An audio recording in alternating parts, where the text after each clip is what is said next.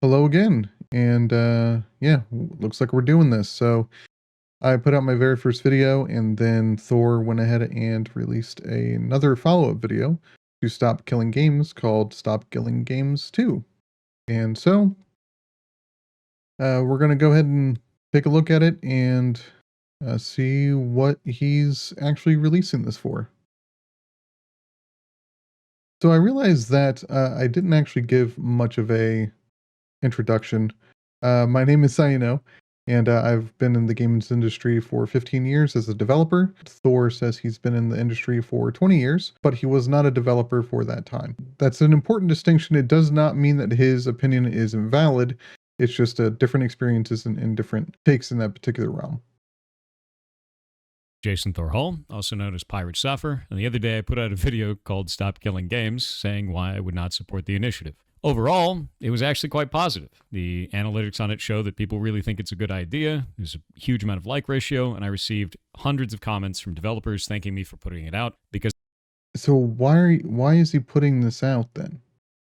It was a good idea. Hold on, I need to listen back to this. the analytics on it show that people really think it's a good idea. There's a huge amount of like ratio, and I received hundreds of comments from developers thanking me for putting it out because they can't speak publicly while they're at a business or a job elsewhere. A lot of Okay, there's a lot to unpack here. All right.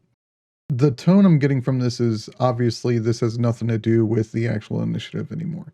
This has to do with Thor actually defending his position and the opinion that he's had regarding his defense of not supporting the initiative. There's a tactic that's being used here as kind of like a smokescreen, kind of like gaslighting, where he can just say, hey, yeah, everyone loved the video. Really good ratio. If you have to say any of that, is it true? Like, who brings that up? Like, unprovoked, right? Why are you releasing this video if the other one was great? If no one had a problem with it, no one had a problem with it. Everyone thought it was great. Every developer apparently left a comment on your video, loved it. And apparently they couldn't talk about, okay, let's break this down.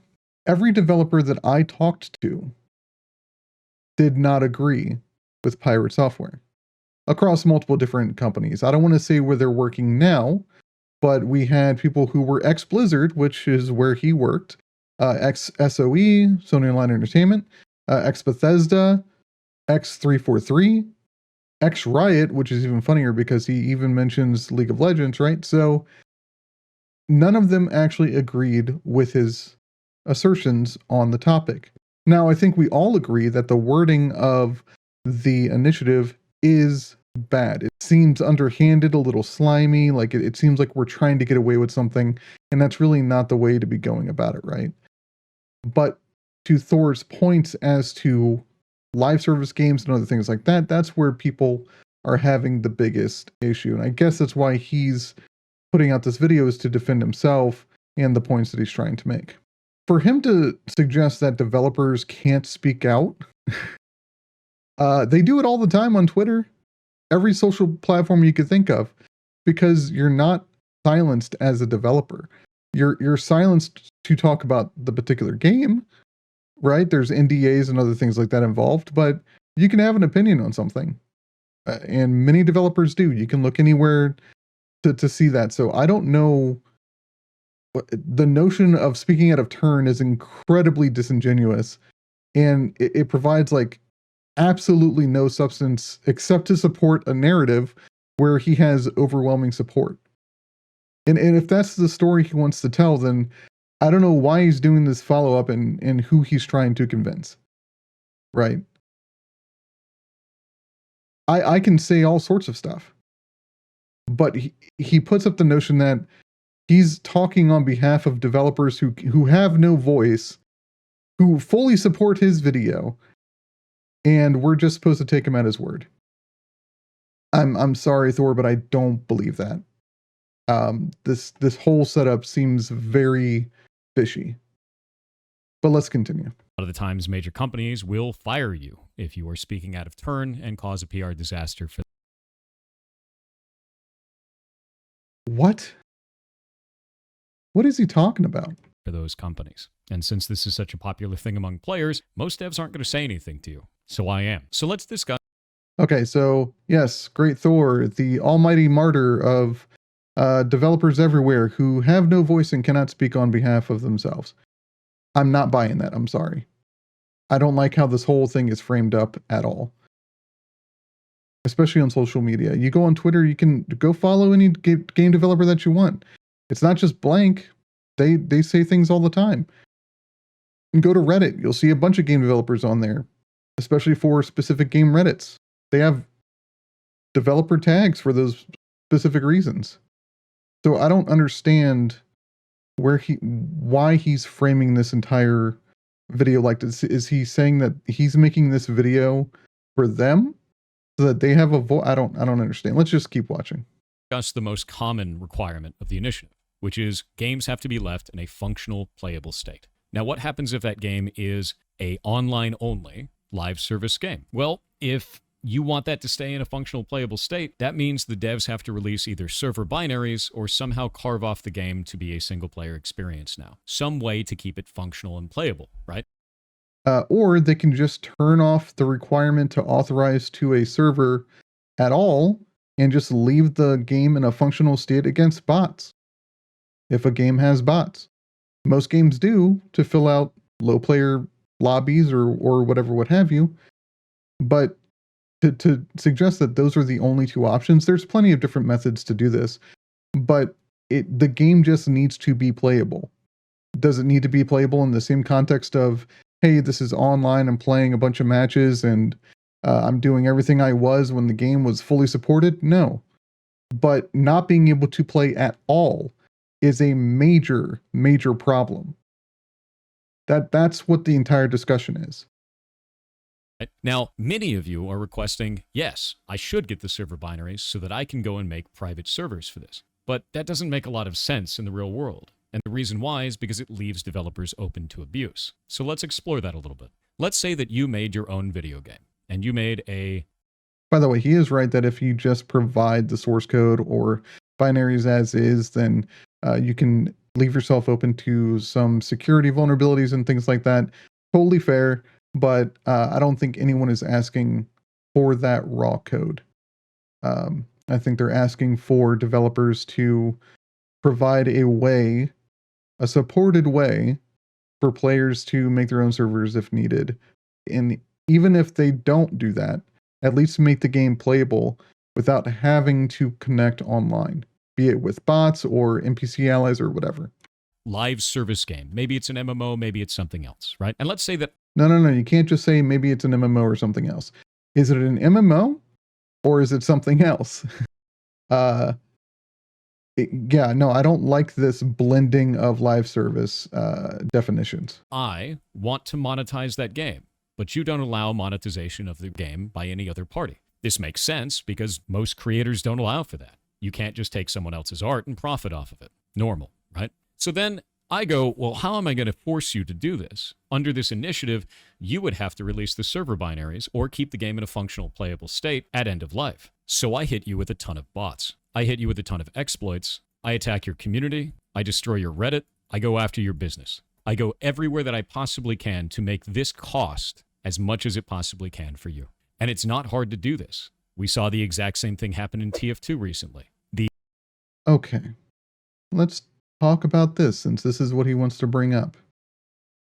This is a very bad faith argument because this happens all of the time with online games, with online services. Anything you can think of, this happens all the time, every day, every hour, always. You get attacks and denial of services and you deal with them.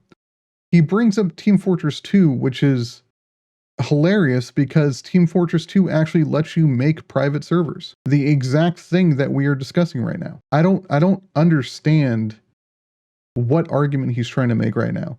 So is he trying to say that I want that game for free? I'm going to botnet them so that they're forced to shut down. And then because of this initiative, I'm going to get all the source code for free. What are you talking about right now, Thor? What are you doing? Games get attacked all the time. You should know. You worked at Blizzard in the security department, banning a whole bunch of people in nefarious actors all the time. Maybe you weren't in network security, I don't know. But this happens all the time. This is such a bad faith argument. It makes no sense how you're trying to paint this. But no, they don't even have to release binaries. They don't have to do anything. It's just for people who purchase the game, have it still be functional in some way. I don't see why that's hard to understand. The massive amount of bots that were attacking the game. This is not infeasible. This is something that is very easily attainable today. And let's say that this goes on long enough that your game dies because you can't afford it anymore, and your studio has to shut down. At end of life, you now have to release those server binaries to keep the game in a function. No one's saying you need to release those server binaries. You know what the easiest thing about this is? You no longer have to authorize to a server. Do you know how many times you have to log in to a server to play a game? Some DRM is online only, right? I don't understand why he's coming at this from this particular angle. This already happens all the time. Yeah, I want that game, so I'm just going to attack it and destroy it. Don't we already have publishers for that when they buy up a studio? Functional playable state. At which point I take those, I create a private server, and I monetize it. And some people have said, well, simply don't allow monetization of the server. Look, they're still intellectual properties. Just because the game is no longer supported doesn't mean that anybody can just forego that entire thing. Even if a studio closes down, the publishers are the ones who did it. Now, obviously, if it's self-published, that's a totally different conversation. This is so weird. Well, who's going to enforce that? If you want a government initiative to enforce that, that means the government has to build a registry of all of those games and all of that intellectual property that shouldn't be monetized, and then somehow enforce that. You mean like copyright laws? What are you doing right now, my guy? Listen to yourself. Why are you making this video? With no one owning it, because those studios have... Well, wait, just because a studio shut down doesn't mean that people don't own the actual intellectual properties. If you're talking about like self-published games and stuff like that, I would be incredibly impressed if you had a self-published live service, online only, does not have any sort of offline contained content at all type game. That would be incredibly impressive to me because of all of the server infrastructure required, all of the personnel required to actually manage all of the servers, the support staff, everything you can imagine that goes with that. I don't understand what he's doing right now. Shut down. That's going to be a massive burden. On top of that, if you want to go the other route and say the company has to go and control it, well, what if the company's not around anymore? Is that just able to be monetized now? Again, this was obtained through abuse of the original. Show me an example where people are monetizing these things. The logic does not make sense. If everybody who owns the game has access to play the game still, when it goes down, why would anybody charge for it? Original creator. I don't think that's a good route. And this scenario gets even worse if you do allow monetization, because now I can just kill off your company and then monetize the server and no one will ever come after. Yeah, you know what, Thor? This sounds great because it's a scenario that you made up completely. This scenario does not exist in real life and it would never exist in real life. Now it's even more of a problem. So allowing monetization of this work is strictly worse. And for those of you out there that say, oh, this can be done right now, I could just destroy your studio and take your stuff anyway. You could, but this allows a route for it to be legal to do. Why are you doing it? That's not how this would work. You sound naive right now, my guy. I know you're not this stupid. You're doing this on purpose. It's really underhanded the way that you're trying to sell this. Do so. That's the problem. After putting this out publicly and talking to people about it, this specific scenario on both YouTube and Discord and Reddit and a bunch of other locations, I got a couple of takes back. We're going to start with the most extreme position and kind of go from there. So in the most extreme, people said live service games shouldn't exist at all, and the initiative will kill them off for good, and that's a good thing. Well, you don't get to define what players get to play or not play. You also shouldn't be able to get to define what developers build or don't build. You should not have creative control over the developers, and you should not have control over what is in my Steam library or on my phone. That doesn't make any goddamn sense. I am so confused. I don't know why he's saying half the things he's saying right now. Aside from that, the initiative does not purport to kill live service games. It would just make it incredibly difficult to build said games and add a lot of risk to it, which is why I'm bringing all of this up and why I don't support the initiative in the first Why would this at all make live service games more difficult to make? place. A lot of people don't realize that this will slowly diminish live service games in the market because it's not an incentive for us to build them anymore, which means you get less multiplayer live experiences. That sucks. I like live service games. I enjoy playing things like Final Fantasy XIV. I enjoy going and playing in games in the past, at least, like League of Legends. But again, one is an MMO, one is a MOBA. They are not the same thing. These are games that are live service. You know what? Let's look up live service. Let's do that. It says right here, in the video games industry, games as a service, also referred to as a live service game, represents providing video games or game content on a continuing revenue model similar to software as a service. Games as a service are ways to monetize video games either after their initial sale or to support a free-to-play model. Games released under the GaaS model typically receive a long or infinite stream of monetized new content over time to encourage players to continue playing to support the game. This often leads to games that work under GaaS model to be called living games, live games, or live service games, since they continually change with these updates. So let's scroll down here. Some examples include game subscriptions. Sure, if you have a game subscription, just like with Netflix, if you stop paying, it goes away. I don't think anyone is under the illusion that they are buying something from Netflix and get that in perpetuity. I don't think anyone is under that illusion. Game subscription services. Again, I don't think anyone is getting Game Pass and believing that they own all of those games. They are given a license to access those games, much like a ticket to a movie or a ticket to a fair or theme park or something like that. You know that that ticket is good for that day, and you no longer are able to enter the park or movie theater to see that same thing afterwards. You need to buy another ticket. Cloud gaming. This inherently explains to you that you do not own all of your games, right? Like everything that you have access here is being streamed to you, much like Netflix. You have no ownership whatsoever. Microtransactions. This here just makes it seem like any additional purchase that you do is considered a microtransaction. And perhaps that's technically true, but that seems a little misleading to me as well. Season passes.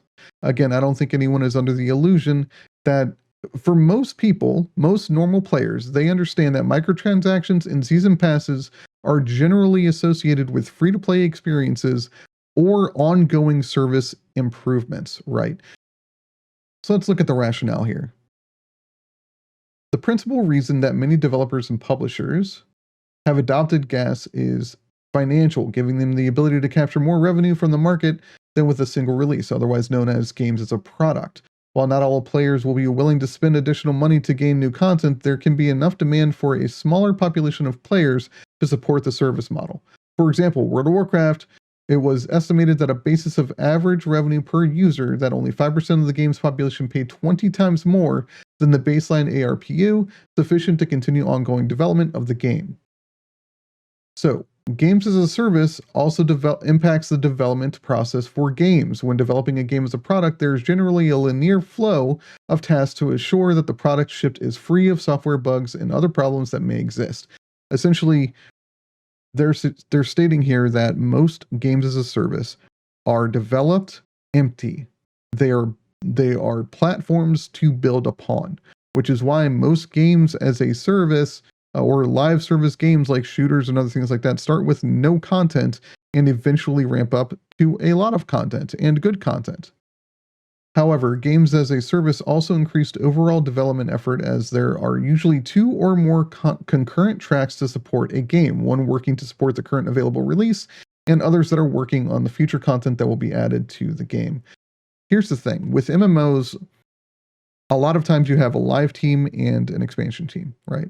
The reason for this is so that you can get ahead and actually have that content created. Most of the time, you will have that expansion team create assets that can then be implemented by the live team for ongoing patches and everything like that. So if you have encounters or you have boss fights or mid-patch rollouts of additional content, all of that has been prepped and primed for the live team to implement at a later date. The expansion team is busy working on the entire expansion, adding to story, voice actors, getting all that done. It's two teams working in tandem. While the games as a service model is aimed to extend revenues, the model also aims to eliminate legal issues related to software licenses, specifically the concept of software ownership versus license. This is incredibly important. Case law for video games remains unclear whether retail and physical game products qualify as goods or services. They want them to be services. We'll see why in a second. If treated as goods, as products, right? The purchaser gains several rights, in particular those related to the first sale doctrine, which allows them to resale or trade these games, and which can subsequently affect sales revenue to publishers. Publishers, how many times have we seen that they do not want you to sell or trade your games? They don't want that to be an option. The industry has generally considered that physical games are a service enforced through the end user license agreements to try to limit post-sale activities, but these have generally not been enforceable since they affect consumers' rights, leading to the confusion in the area. As I said, every single game that you have bought in the last 10 years has been a license to play that game. You own nothing. And it's because the end user license agreement states as much. But instead of trying to transition these games as a service where there is a clear service being offered, publishers and developers can clearly establish their works as services rather than goods. Look at that line. Instead of actually making them services, they just say that they are services. That is not the same thing. And that is the entire argument that I'm having with Thor. This entire situation is due to the fact that you have publishers saying that their game is a live service game when they have purposefully restricted it in that way when it does not need to be. An MMO is an actual live service game. It is a service that you can only get by paying money and playing on their servers. Pokemon Go, the game that he mentioned in his first video, that is a live service game. Why? Because to actually get the data to be able to play, you need to be connected to their servers. That is not a game that you can run on your phone without being connected to their servers. There's a lot of nuance here. But the thing that I really want to stress here is to not be disingenuous just because you want to seem right. That is not how this works. Be truthful, be honest, put the facts out there, and let people decide for themselves. And if you come out on the wrong side of that, own it. But don't make up these scenarios that you're a martyr speaking on behalf of developers because they can't speak for themselves. Don't make this about developers versus players. We have enough of that. We don't need any more of that. We just need the facts and let people decide what's right. So let's go ahead and get back to this. Require a live service to run, and you shouldn't be able to take that away from people. And if that's your only position on this, not only are you disingenuous in what the initiative is purporting to try to achieve, but you're also aggressively attacking other players instead of trying to fix something. So the next one is that this is about... You mentioned trying to fix something. You are trying to fix nothing. You have provided no solutions, no suggestions, and you have provided no means of actually going about games preservation, that you don't even want to fathom it being a possibility. And maybe it's because you have your own publishing studio. Maybe it's because you're making your own game, whatever. You're showing your hand here. About games preservation, and that it needs to happen to preserve these types of games Yes. for future generations and for everyone to always have forever. But I would argue that this isn't actually preserving these games. Social games, such as, let's say, Apex Legends, require a number of players to be in the match at the same time so that you can have an experience that is only able to be obtained through lots of players interacting. That is not a social game. It is an online multiplayer battle royale. There's nothing social about that. If he were to say an MMO, that would be a social game, but he can't say an MMO because then that would break his argument. So he's got to go with Apex Legends. You could make Apex Legends have dedicated servers. Do you know how I know? We had Battlefield 20 years ago with 128 player dedicated servers, 64 player dedicated servers. I don't know how you're going to sit there and say that this is an impossibility. It's just a multiplayer shooter that we've had for decades. Right? It's a multiplayer game. You need a bunch of people. How many of you have felt negatively when an MMO dies or when a live... But you can't just talk about a battle royale and then talk about, like, mention MMO dying. It's not the same thing. live service game dies. Oh, dead game. There's only 5 people online. Why would I play that? So why would you want to preserve a game in that state? That doesn't make any sense to me. So you're saying that no shooters ever should have ever been released. There are people that still play Battlefield 2142. There are still people that play Battlefield 2, Battlefield 3. Any game where you could have players hosting servers, there's hundreds of people still playing today. Tribes 2, whatever you can think of. As long as the players could host those servers, those games are still alive. I don't understand why you're coming at it from this perspective. And if I seem heated, it's because I am, because he's coming at this with a very disingenuous argument and skewing every single narrative and scenario in this very nasty way. It's coming across as very slimy because he's very aware of what he's saying and doing. And I think it's incredibly disingenuous. You want to take down these live service games, put them up on a private server, and then play it with a couple of people. You're not... Who is saying that? What makes you think anyone's saying that? I don't know where he's getting any of this information from. Bringing it back at its height, you're not taking a snapshot of what the game actually is. You're making it limp on in a way that doesn't make any sense. That's not... For an MMO, yes, he's correct. But that's not what he started off with the example for. He talks about Apex Legends, and then he goes into an MMO as an example. And that is completely underhanded and very misleading. That is not the same thing. And I already said in my other video that MMOs should not have any sort of preservation expectation. It's not realistic. Because the server architecture and everything like that, it's way too vast, and it's not something you can decouple from that. You would have to make specific binaries, make all of that work, because you would still have to have there's too many hooks for it to feasibly work. And I'm not going to sit here and draw a diagram. But a battle royale? Absolutely you could. There's no question. You want to talk about live service games? Yeah, you can. Any sort of battle royale or anything like that, you can easily host a dedicated server for that.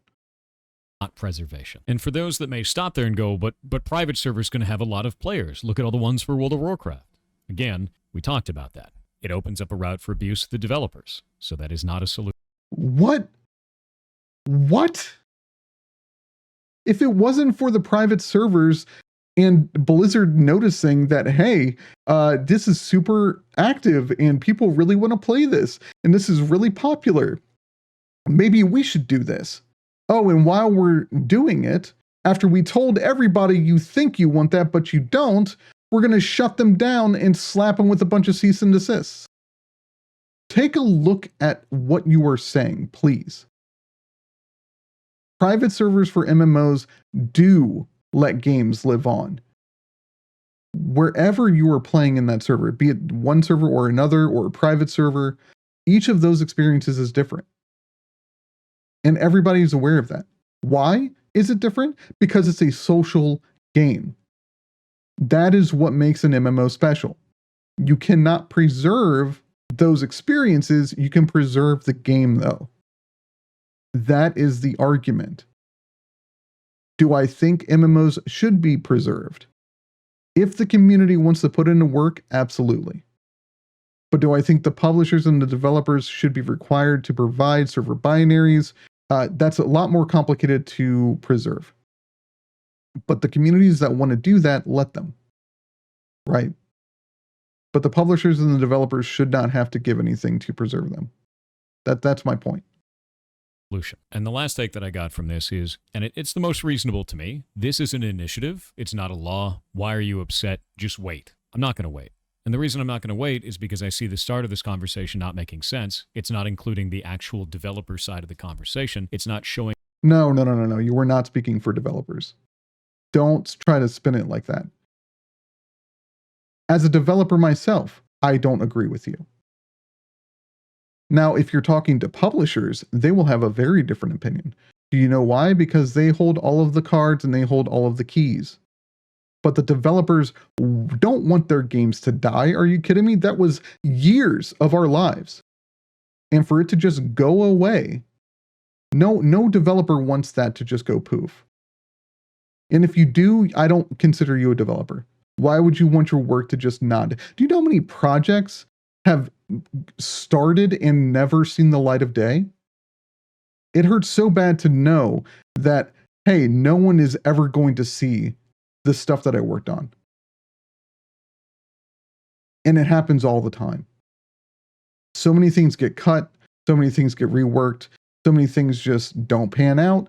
Projects start, you don't get the funding, it's just canned. It happens all the time. But to say that, oh, you know what? I don't want anybody playing my game anymore. I'm just going to shut it down after they paid money for it. That is truly disgusting. Sure, the wording in the document also isn't very good. It's vague. I agreed with you on that. However, to suggest that you were speaking for developers who can't speak for themselves, I don't agree. I don't believe you in that regard whatsoever. The trials and problems that this could arise inside of the gaming industry for people who are actually making the games you play. I don't have any reason to be quiet about that. And many other developers aren't going to be able to speak on this. Why? Why are you putting out this narrative that people can't speak on it as developers? That makes absolutely no sense. And you are being incredibly disingenuous. We're lying to your audience right now. I have never seen an NDA that says you cannot speak unless spoken to. Are you kidding me? That's ridiculous. As I explained before, it's really easy to lose your job if you're working at a major studio and try to speak out of turn on something. This is a false narrative. That is not true. Do not let him spin this in that way. That is not accurate whatsoever. Like this, especially with something people are so passionate about. Doesn't make any sense to stay quiet. And it also doesn't make any sense to wait until it's in a different form when I see that it has so many problems with the language as it is currently written. I should be able to be talking about this. In fact, you know what? He's totally right about that. He can talk about this all he wants, but don't paint it like you're being a martyr and speaking for developers or on behalf of developers because they, for some reason, can't speak on anything. I don't know why you made this video. There was no need to. I should be talking about this. I am a content creator specifically that is a game developer that has worked in this industry for 20 years. This is my wheelhouse. You have been in this industry for 20 years, not as a developer. You have not spent any time of your professional career working at Blizzard or Amazon Game Studios as a developer. So to say that you have a better perspective than anybody else is false. There are plenty of developers that will disagree with you on the narrative that you were trying to spin. And I, for one, am one of them. I do not agree with your take on this, and I don't agree with how you're trying to spin this. I don't agree with how you were trying to say that this is your argument and it's valid and it's true because you said so.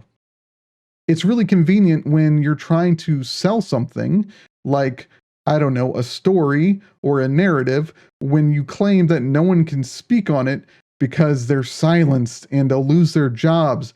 So everything you're saying is automatically right and true because they've given you this backing, this mysterious group of developers that can't say anything.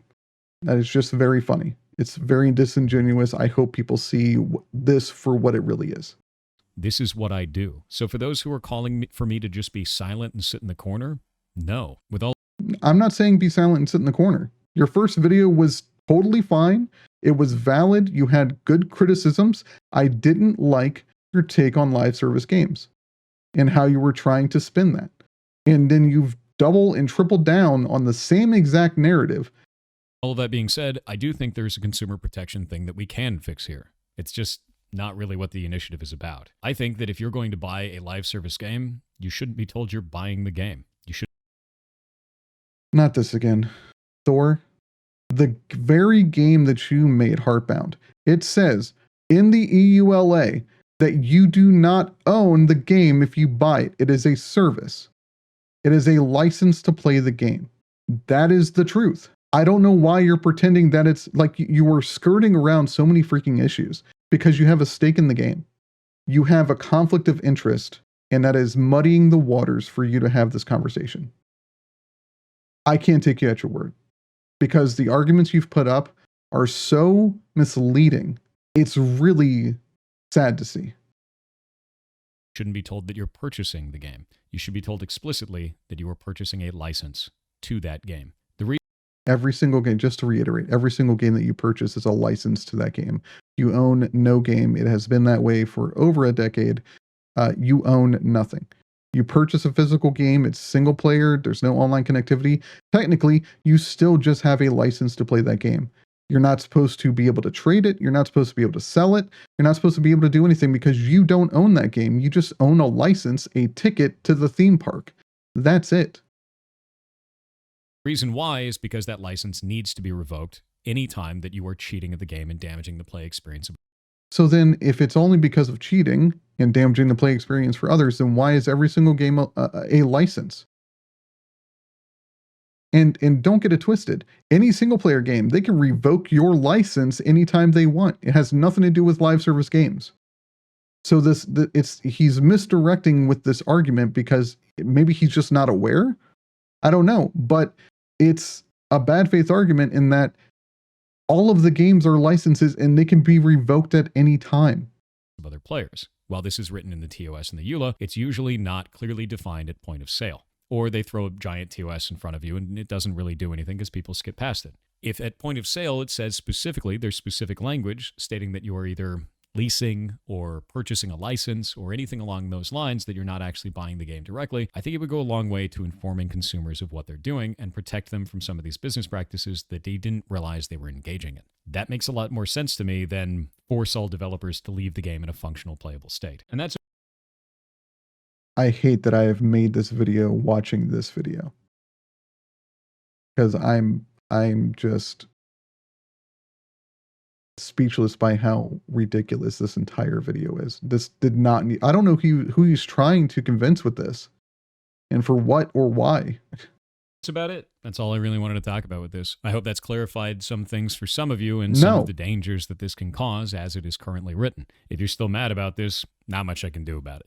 Outside of that, I'm going to be gone for the next 4 days, so if that's convenient. Awesome. Cool. So I'm just going to, we'll finish this out. You expect me to respond or anything like that, and you think I'm ducking the issue or hiding in some way, I'm not. I'm just in Vegas because there's DEF CON going on, which is a hacking convention, and it's the first vacation I've had in 5 years. I can't wait to see my friends out there. So that's cool.